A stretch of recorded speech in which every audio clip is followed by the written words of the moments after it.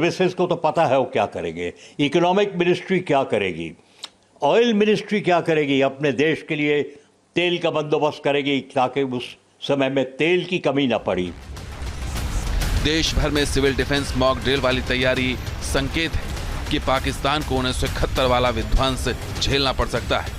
1971 की जंग को पाकिस्तान ने शुरू किया था और इसका अंत भारत ने पाकिस्तान के एयर और समुद्री ताकत को तबाह कर अंजाम तक पहुंचाया था।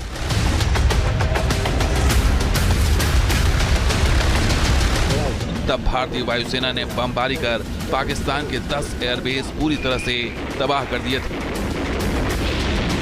तो वहीं कराची नेवल बेस भी पूरी तरह से तहस नहस हो गया था। भारतीय नेवी ने 4 और 5 दिसंबर 1971 की रात ऑपरेशन ट्राइडेंट चलाया था। इस ऑपरेशन के तहत इंडियन नेवी ने कराची में पाकिस्तानी नेवल बेस को तबाह कर दिया था। भारत का हमला इतना ताकतवर था कि कराची नेवल बेस 7 दिनों तक धधकता रहा था। कराची नेवल बेस पर खड़े पाकिस्तान के 4 बैटलशिप डुबो दिए गए थे और 2 जंगी जहाज बुरी तरह तबाह हो गए थे। इस बार भी पाकिस्तान का अंजाम कुछ वैसा ही होने वाला है और इसके संकेत पीएम मोदी की तैयारियों से साफ साफ झलक रहे हैं। देश भर में होने वाली मॉक ड्रिल की तैयारियां तेज कर दी गई है। अलग अलग शहरों में युद्ध का सायरन बजाया गया है। गृह मंत्रालय में सिविल डिफेंस मॉक ड्रिल पर मंथन इस वक्त जारी है। एनडीआरएफ और एसडीआरएफ के जो अधिकारी हैं वो इस बैठक में शामिल हैं। 244 वो जिले जिनमें जम्मू कश्मीर, राजस्थान, पंजाब और गुजरात और जो अलग जो इंपॉर्टेंट जो संवेदनशील जो टाउन्स हैं वो इसमें शामिल हैं। वहां पर दरअसल ये जो मॉक ड्रिल है वो की जानी है। किस तरह से बैठकों का दौर जारी है। उधर अगर हम कहें सिंधु जल समझौते के बाद एक और जो नया प्लान, एक और जो झटका देने की तैयारी भारत की तरफ से, इसे लेकर केंद्रीय गृह मंत्री अमित शाह और साथ ही साथ अगर जल मंत्री की बात हम करें CR पाटिल, तो उनकी बाकायदा बैठक होनी है। हम दिखा रहे हैं कि किस तरह से जो गृह सचिव हैं वो तमाम जो मुख्य सचिव हैं उनके साथ बैठक इस वक्त कर रहे हैं। दिल्ली हो, जैसलमेर हो, पुंछ हो, राजौरी हो, किस तरह की तैयारी कल की मॉक ड्रिल को लेकर चल रही है वो हम यहां पर आपको दिखा रहे हैं। 54 साल बाद जब एक बार फिर से उस तरह के युद्ध सायरन जो है वो सुने जाएंगे। 1971 में इससे पहले इस तरह की तैयारी जो है या मॉक ड्रिल जो है वो की गई थी और तब भी युद्ध हुआ था और कल एक बड़ा संकेत दे दिया गया मॉक ड्रिल के निर्देश देने के बाद। एसडीआरएफ के जवान तैनात कर दिए गए हैं। तस्वीरें इस वक्त हम आपको दिखा रहे हैं और इसी तरह से अलर्ट हैं। चप्पे चप्पे पर किस तरह से हम आपको दिखा रहे हैं क्या तैयारी है। ये डल झील की तस्वीरें इस वक्त हम आपको दिखा रहे हैं जहां पर मॉक ड्रिल की जो तैयारी है वो दरअसल की जा रही है। एसडीआरएफ के जवान इस वक्त आप इस बोट पर यहां पर सवार देख सकते हैं, वो तैनात कर दिए गए हैं डल झील में।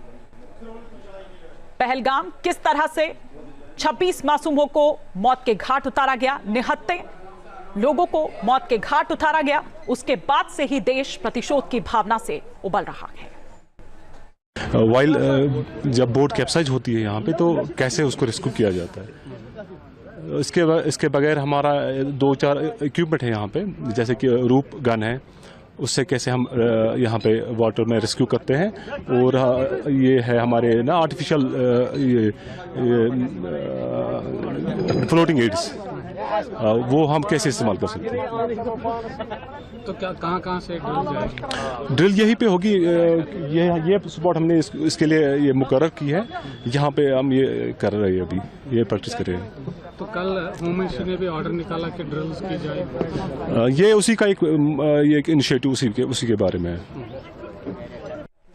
और इधर दिल्ली की बात करें तो देश की राजधानी दिल्ली में भी मॉक ड्रिल की तैयारियां तेज हैं। तस्वीरें हम आपको दिखा रहे हैं कि किस तरह से यहां दिल्ली में भी तैयारियां की जा रही हैं। ये देखिए चाक चौबंद सुरक्षा भी और क्या कुछ किया जाना है, वो तमाम जो स्पॉट्स हैं उनको चिन्हित किया जा रहा है जहां पर दरअसल ये मॉक ड्रिल की जानी है।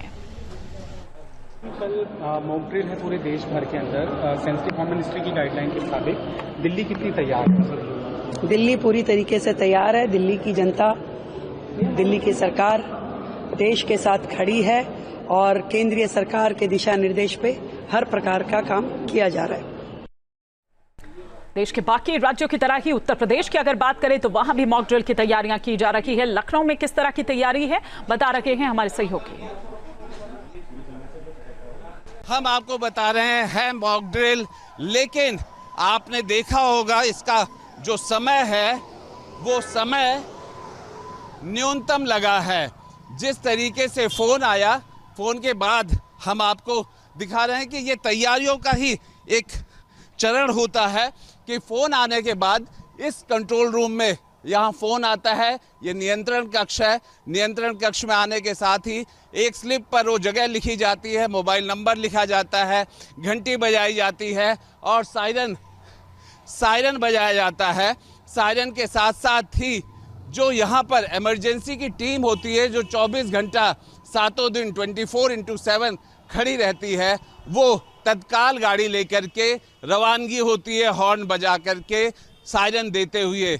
ये है आपदा का प्रबंधन, ये है मुश्किलों के दौर में आपका जो परिश्रम है वो कैसे काम आता है। और यही सब जो आज देश के हालात हो गए हैं उसमें तैयार रहने की ज़रूरत है, सजग रहने की ज़रूरत है। और सबसे महत्वपूर्ण बात यही है कि किस तरीके से ऐसी परिस्थितियों से निपटना है, उसके लिए पसीना बहा करके पहले से ही तैयार रहना होगा। और इस तरह के मॉक ड्रिल आपको मजबूत करते हैं, आपको सावधान भी करते हैं, आपके साधन और संसाधन की कहीं ना कहीं परीक्षा लेते हैं कि आप किस तरीके से तैयार हैं। और अगर तैयार हैं तो फिर किसी भी तरीके का दुश्मन हो या दुश्मन का अटैक हो या कोई भी अगर यहाँ पे विस्फोट होता है तो सबसे कम अगर कहें तो नुकसान होता है, जान माल सबका बचाव होता है। वीडियो जर्नलिस्ट सैफुल हसन के साथ आलोक पांडे, न्यूज़ नेशन।